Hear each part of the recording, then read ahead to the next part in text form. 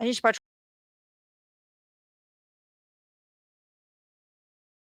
Dia 8 de julho é o Dia Mundial da Alergia, uma data de alerta para esta condição clínica. E nós vamos conversar sobre este assunto com a pediatra Débora Demenech, que está concluindo especialização em alergia e imunologia.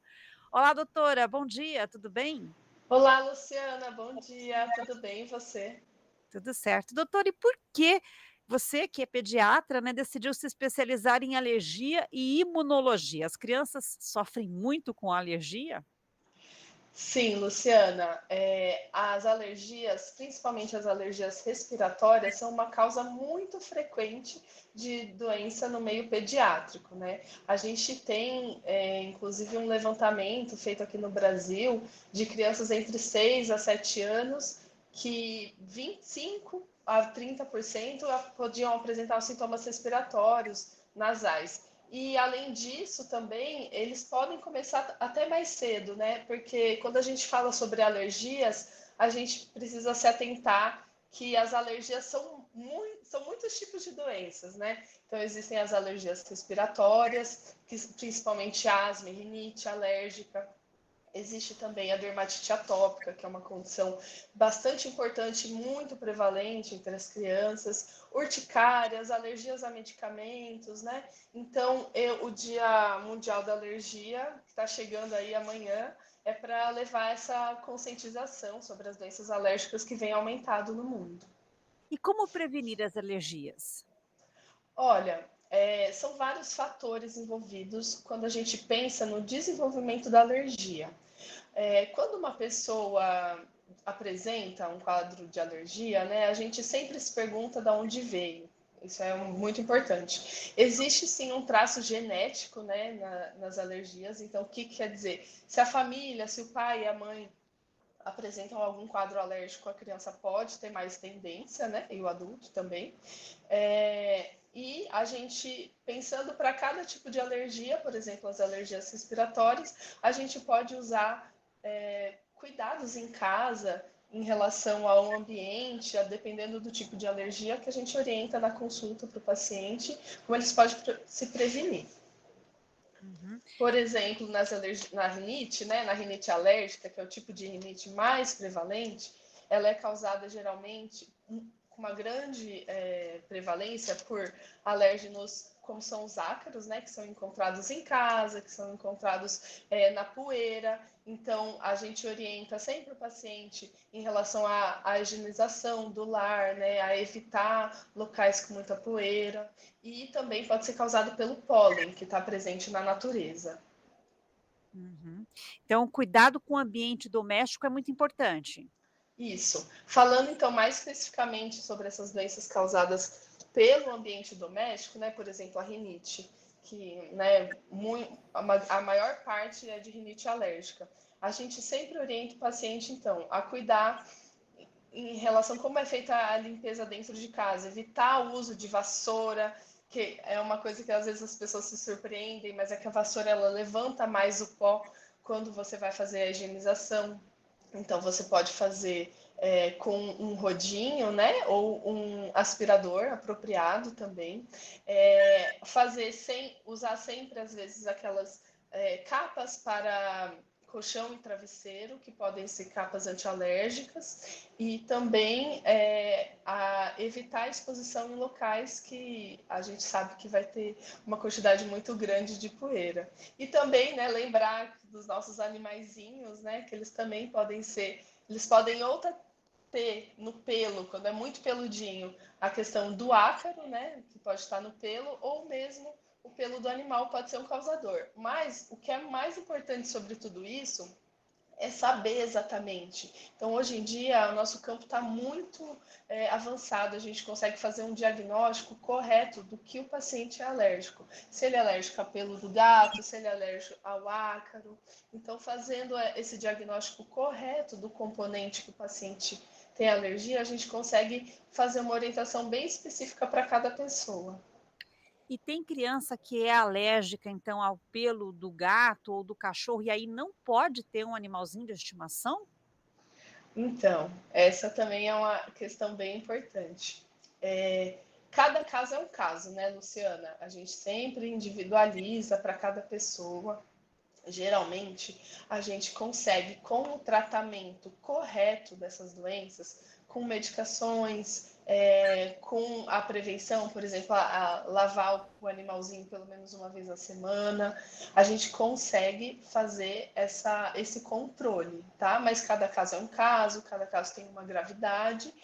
E também existe a imunoterapia, né? Que é a famosa vacina da alergia, que ela realmente é um procedimento, né, médico que é muito específico e tem muita evidência de surtir efeito no tratamento das alergias. Então, por exemplo, pode ser realizada uma imunoterapia para alergias a gatos, né? E na maioria das vezes tem um bom efeito nas alergias, o que pode levar a deixar a criança viver com seu animalzinho, com seu gato, seu cachorro.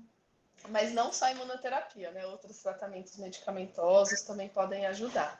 Aqueles remédios que a gente aplica no nariz, antialérgicos. Uhum. E na maioria dos casos, as crianças que convivem com animais desde pequenas, elas têm mais resistência? Olha, essa pergunta é bem interessante também. O que a gente vê a alergia pode surgir a qualquer momento da vida, né? A gente pode tornar-se alérgico a algo. Então, as crianças que já convivem com animaizinhos, por exemplo, o que elas podem vir a desenvolver, mas elas estão sempre em contato com aquele alérgeno.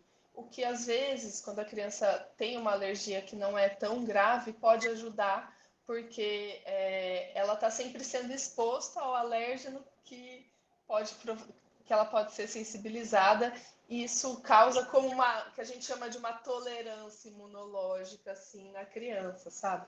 Na criança, no adulto também, né? Mas é bem importante, se for o caso, né, sempre consultar o pediatra, o alergista também, que é o médico capacitado para fazer esse diagnóstico correto e o acompanhamento, né, e indicar os melhores tratamentos.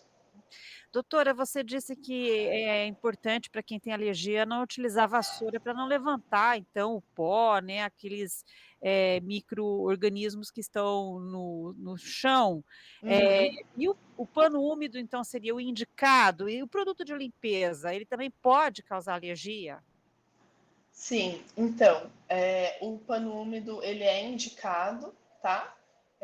Não precisa deixar muito molhado, é só fazer a limpeza normal mesmo. Em relação a produtos de limpeza, geralmente os pacientes que não estão bem controlados das doenças alérgicas, eles podem ter, como existem vários gatilhos, né? Como por exemplo a mudança de temperatura, um tempo muito seco, isso pode ser gatilho, e o cheiro muito forte do produto de limpeza também pode ser um gatilho para alergia.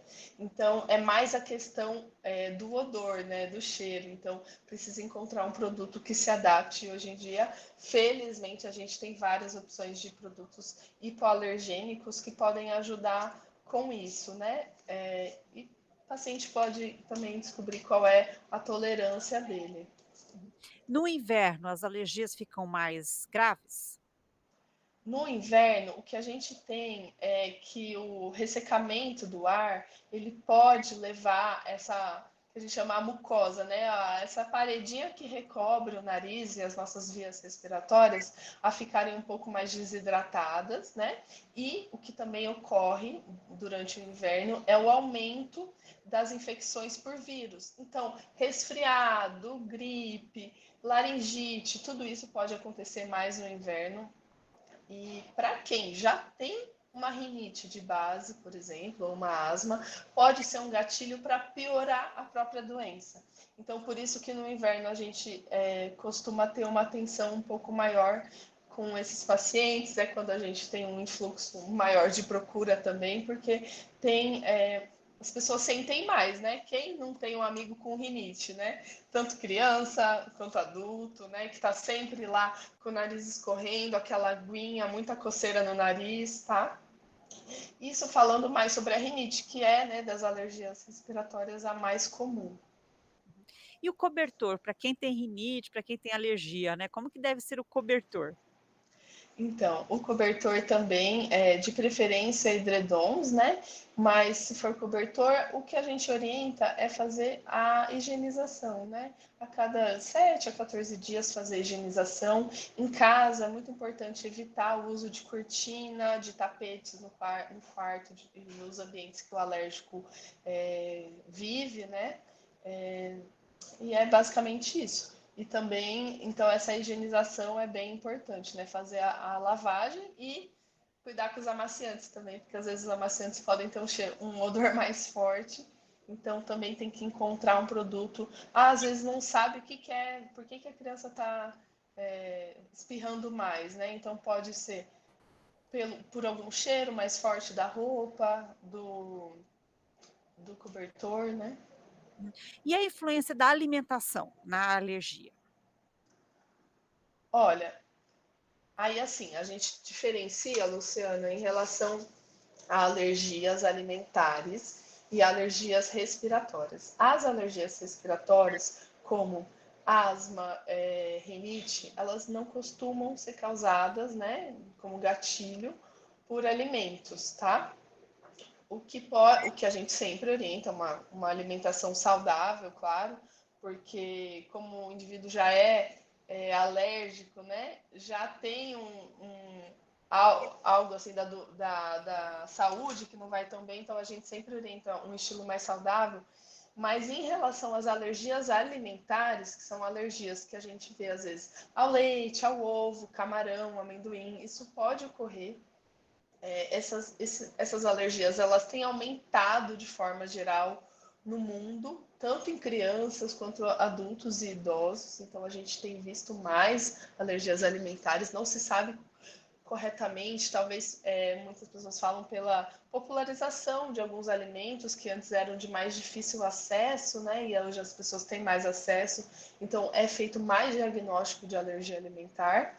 E daí as alergias alimentares são vários tipos também, mas elas podem causar uma reação mais imediata, né? Que a gente chama nas primeiras horas ali que foi exposto ao alimento. Essa alergia alimentar, ela pode ser muito leve e pode ser muito grave. Então, é importante o diagnóstico correto e o aconselhamento médico também em relação, talvez, a um plano de ação que a gente fala, né, para como agir nas alergias. Mas acho que a mensagem mais importante e a melhor ferramenta que a gente tem é a história do paciente, o que ele conta, o que ele observa quando ele se expõe a um alimento, né, ou a um medicamento também. Então, isso é o que a gente mais leva em consideração para fazer um diagnóstico. Então, hoje em dia, né, Luciana, com tantas mídias e tantas redes, elas são muito importantes para a conscientização geral, mas é importante que a pessoa que suspeita ter alguma alergia alimentar procure um atendimento também, né? Se for um sintoma que a incomoda, que a preocupe também. Tá certo. Muito obrigada pela entrevista, um ótimo dia. Obrigada a você. Ótimo dia para vocês. Tchau, tchau. Tchau. Nós conversamos com a pediatra Débora Demenech, que está se especializando em alergia e imunologia, e falamos sobre alergia, porque hoje, 8 de julho, é o Dia Mundial da Alergia.